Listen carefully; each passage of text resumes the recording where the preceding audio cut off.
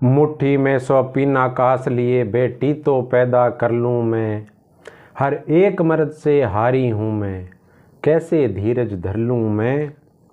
मर्दों की नपुंसकता देखो, बलात्कारी बनकर कहर ढाते हैं। अपमानित कर नारी जाति का जिंदा जलाकर मार जाते हैं। नहीं सुरक्षित इस कलयुग में, नहीं सुरक्षित इस कलयुग में नारी का अस्तित्व यहाँ।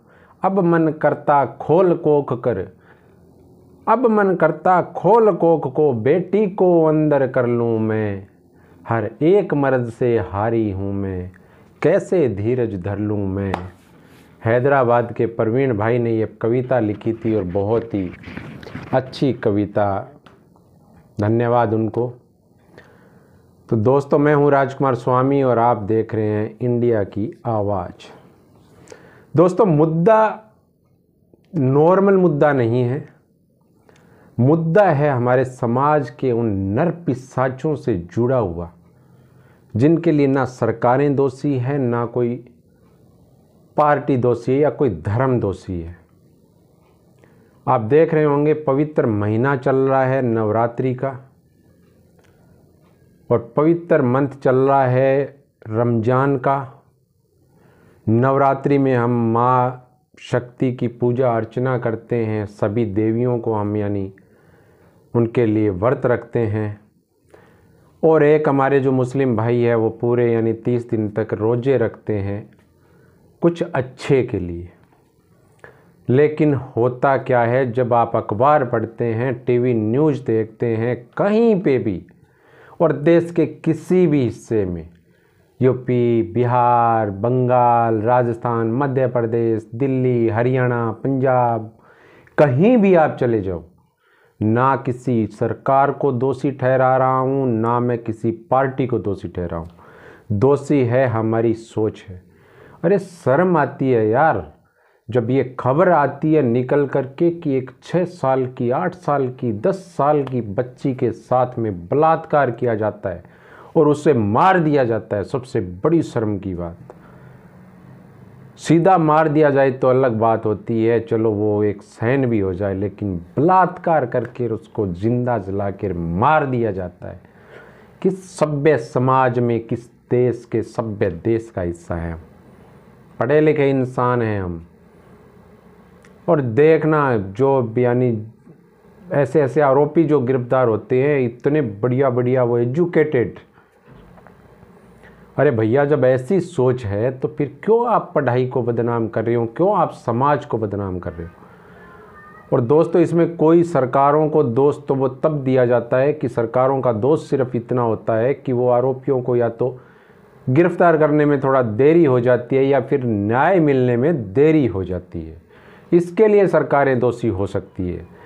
लेकिन सरकारें सोच के लिए दोषी नहीं हो सकती है कि आपकी सोच क्या है।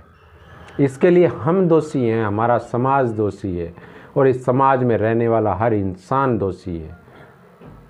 अब कह देते हैं माता पिता की क्या गलती होती है? माता पिता की गलती यह होती है कि वो अपने बच्चे को थोड़ा सा ध्यान दें, क्योंकि माता पिता के पास में इतना टाइम भी नहीं होता आजकल कि उनके बच्चे कर क्या रहे हैं, कहीं वो किसी गलत रास्ते पे तो नहीं चल रहे हैं। ये माता पिता के पास में टाइम नहीं होता और उसका खामियाजा यही भुगतना पड़ता है। कोई ये कह देता है, हमारे कुछ नेता बोलते हैं कि लड़कियों के जीन्स पहनने से या कुछ और करने से, कल परसों में शायद यानी एक राजस्थान के मंत्री का बयान आया था कि यानी सोशल मीडिया से, अरे सोशल मीडिया वगैरह या जीन्स पहनने से, किसी पहनावे से नहीं होता कुछ भी भाइयों।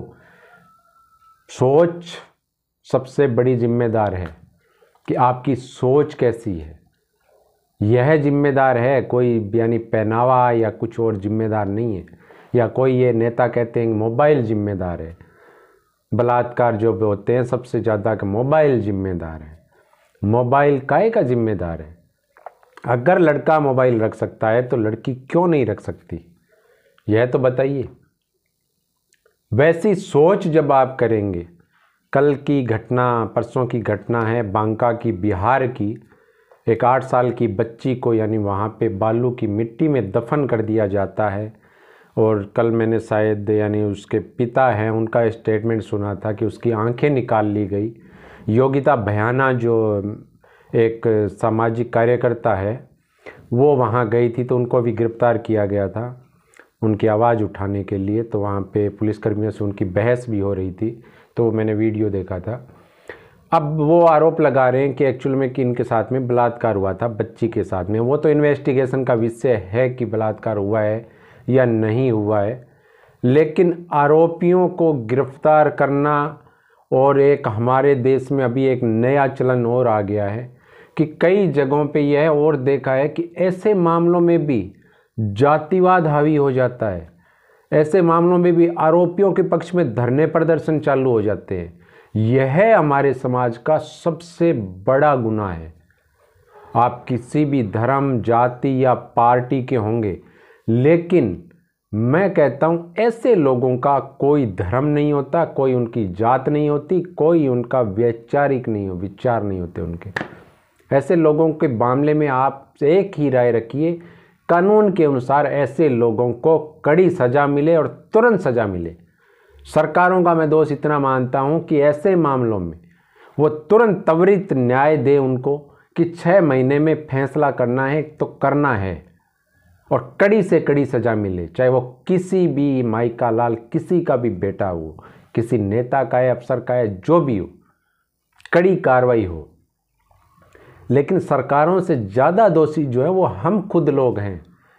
हमारे समाज में यानी ये जो मानसिकता फैली हुई है बच्चियों के प्रति, महिलाओं के प्रति, उस मानसिकता को जब तक हम नहीं बदलेंगे तब तक ये जो माहौल है वो बना रहेगा।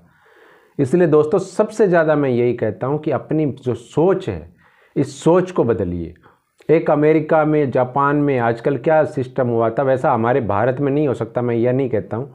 वहाँ पे जो बच्चे थोड़े बड़े होते हैं तो माता पिता क्या है उनके साथ में यानी सेक्स संबंधी उनको शिक्षाएं भी वहाँ पे देना चालू हो गए, और माता पिता भी है उनसे यानी इस मामले में खुल कर के बातें करते हैं। वैसा सिस्टम हमारे भारत में होने में अभी बहुत समय लगेगा, लेकिन आप इतना ज़रूर करिए कि आप अपने बच्चों को यह ज़रूर देखते रहें कि वो किस रास्ते पे जा रहा है, तो आप उसको बचा सकते हैं। ये काम आप खुद कर सकते हैं। इतनी बड़ी आपकी जिम्मेदारी है अपने बच्चों के प्रति कि थोड़ा सा उनके प्रति ये पता कीजिए कि वो क्या कर रहे हैं, कहाँ पे जा रहे हैं, किसके साथ में वो बैठ रहे हैं। तो बहुत सी यानी सहूलियत जो आपको मिलेगी कि अगर वो गलत रास्ते पे जा रहे हैं तो वो सही रास्ते पे आप उनको ला सकते हैं। लेकिन एकदम जब हाथ से निकल जाएंगे तो आप भी कुछ नहीं कर पाओगे। तो दोस्तों वीडियो कैसा लगा, मैं ये नहीं कहूँगा आप मेरे चैनल को सब्सक्राइब कीजिए या और कीजिए, मैं यह ज़रूर कहूँगा कि अगर आपको वीडियो अच्छा भी नहीं लगे तो आप शेयर इसको ज़रूर कीजिए, क्योंकि इससे क्या होता है, अगर एक भी इंसान, एक भी अगर महिला अगर मेरे इस वीडियो से बच सकती है, किसी की सोच बदल सकती है इंसान की, तो मैं खुद को सौभाग्यशाली मानूंगा। जय हिंद, जय भारत।